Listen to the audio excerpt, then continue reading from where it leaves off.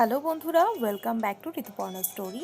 আমরা আবার বেরিয়ে পড়েছি ঘুরু করতে, কিন্তু কপালটা এতটাই খারাপ যে বাড়ি থেকে বেরোতে বেরোতেই এতটাই জ্যামের সম্মুখীন হলাম যে আর সময় জ্ঞানটা কিছুই থাকলো না। প্রায় জ্যামে আমাদের 15-20 মিনিট ওখানেই ওয়েট করতে হলো। যাই হোক, সমস্ত বাধা বিপত্তি পেরিয়ে আমরা রেলগেট পার করতে পারলাম ফাইনালি। রেলগেট পার করে এবার আমরা চলে যাব আজকে ধুলিয়ানে দুটো জায়গায় আমরা ভিজিট করব।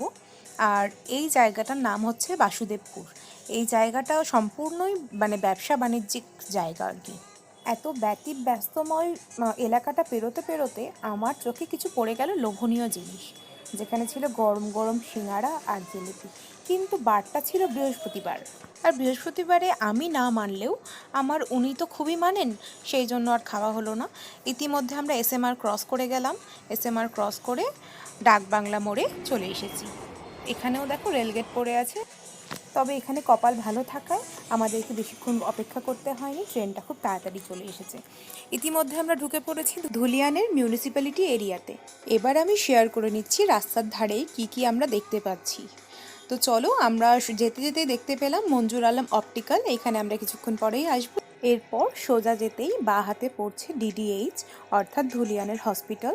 এই হসপিটালটা ক্রস করেই দেখো আমাদের চোখে পড়ে গেল ধুলিয়ানের এই পার্কটি, যেখানে লেখা আছে আই লাভ ধুলিয়ান। এবার ট্রেন্ডস চলে ট্রেন্ডসের ঠিক সামনেই একটা দুর্গা মন্দির পেয়ে গেলাম। সেই দুর্গা মন্দিরের অপোজিটেই রয়েছে শামশেরগঞ্জ পুলিশ স্টেশন।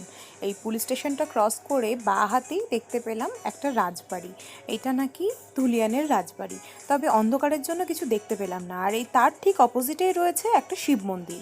সেই শিব মন্দিরটা ক্রস করতে এইখানে দেখো ধুলিয়ান নার্সিংহোম ক্রস করেই আমরা চলে আসলাম আমাদের ফার্স্ট ডেস্টিনেশনে, মিলন মন্দির। এই মন্দিরটি ধুলিয়ানের অতি প্রসিদ্ধ একটি দুর্গা মন্দির। এই মন্দিরের ভেতরেই রয়েছে একটি বিদ্যালয়, যার নাম হচ্ছে গান্ধী বিদ্যালয়। আর এই গান্ধী বিদ্যালয়টা ক্রস করে আমরা মন্দিরের দিকে চলে আসছি। এত শান্ত, স্নিগ্ধ, শীতল, মনোমুগ্ধকর পরিবেশ যে ধারণার বাইরে। আর এইখানে আমরা দেখতে পেলাম জগন্নাথ বলরাম সুভদ্রার একটি রথ রাখা রয়েছিল। আমরা ঠিক সন্ধে 6টা নাগাদ উপস্থিত হয়েছিলাম এই মন্দিরে। তখন মন্দিরে চলছিল সন্ধে আরতি। আমাদের মন্দিরে ঢোকার টাইমিংটা এতটাই সুন্দর ছিল যে বলে বোঝানো যাবে না। আমরা যাওয়ার সাথে সাথেই দেখছি মায়ের আরতি দেওয়া হচ্ছে, তা আমরা চটজলদি আরতিটা নিয়ে নিলাম। আরতি নিয়ে নেওয়ার পরে এবার আমাদের মা দুর্গাকে দেখো কি সুন্দর লাগছে। মন্দিরটাও কি সুন্দর দেখো, তোমাদের সাথে পুরোটাই শেয়ার করলাম। এত সুন্দর ভিউ না শেয়ার করে পারলাম না। এইখানে মা দুর্গা ছাড়াও আরও অন্যান্য দেবদেবীরাও রয়েছে।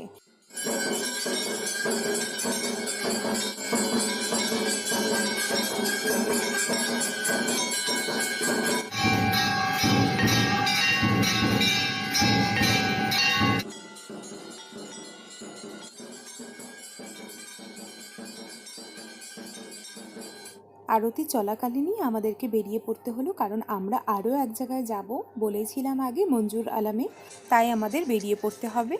আর ওখানে আমরা যা যা ছবি তুলেছিলাম সেগুলো তোমাদের সাথে শেয়ার করলাম। ধুলিয়ানের মিলন মন্দিরে আমাদের সাথে ঘুরে তোমাদের কেমন লাগলো অবশ্যই কিন্তু কমেন্ট করে জানাতে হবে। ভিডিওটি ভালো লাগলে অবশ্যই কিন্তু চ্যানেলটিকে সাবস্ক্রাইব করে লাইক, কমেন্ট, শেয়ার করতে হবে। চলে আসলাম আমরা আমাদের সেকেন্ড ডেস্টিনেশনে।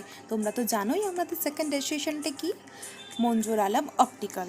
এই দোকানটাও নতুন খুলেছে, তাই জন্য আমরা চলে আসলাম ভিজিট করতে। চলো তবে শুনে নেওয়া যাক তাদের কাছে কি ভ্যারাইটিস আছে, কোন কোন ব্র্যান্ড আছে। কত বছর আর এগুলো তো গ্যারান্টি আছে 1 বছরের।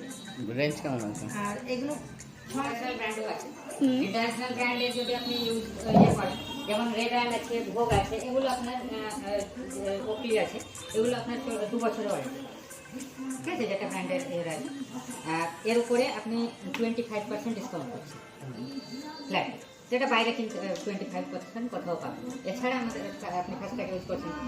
এই এতগুলো ভ্যারাইটিস, এটা কতর মধ্যে? 199 এর দুটো।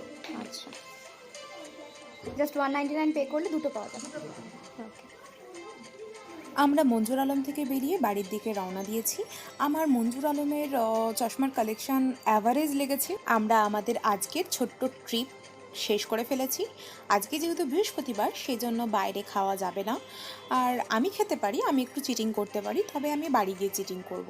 তো আমরা চলে এসেছি বাড়ির রাস্তায়, আর ইতিমধ্যে আমরা মার্কেটে ঢুকে পড়েছি। মার্কেট পেরিয়েই আমাদের বাড়ি।